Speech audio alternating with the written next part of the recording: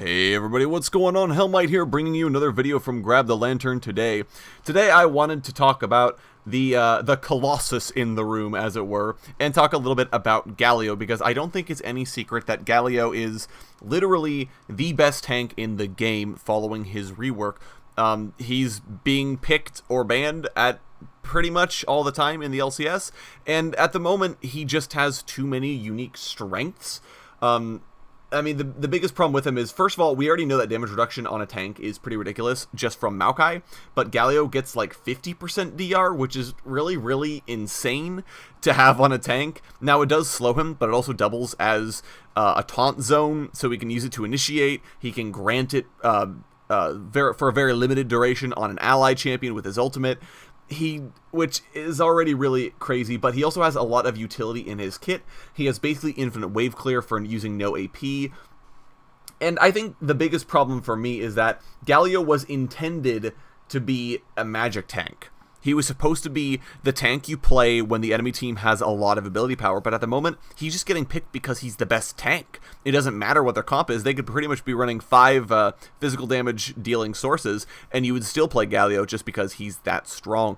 And part of this is due to Doran's Ring. Obviously, that's his infinite wave clear, and so Doran's Ring is being changed in the next patch, which I will think will help Galio get taken down a peg slightly, but I don't think it's enough to really remove Galio from the meta. I think that Galio needs more significant changes than just the Doran's Ring in order to get him into a good spot, and I would love it to see Galio be the magic damage tank he's supposed to be, as opposed to just kind of a good tank. So I think he needs fixes, and I have a couple of ideas I wanted to propose. I don't think anyone is going to say Galio isn't busted. I think he is, but so how do we fix him? How do we get him back into a good spot? I think first, I think his utility and his tankiness is fine. However, I will say that the 50% DR is pretty ridiculous, especially because he can get it reasonably well without having to build that much magic resist. Obviously, the value on Shield of Durant does scale with magic resistance, but it's not as high as I would have liked. It's basically he gets one magic resistance item, and it's already a fairly significant amount of DR. So I would love to see Galio have to scale better with DR, or scale better with magic resistance in order to get the DR values that he's used to.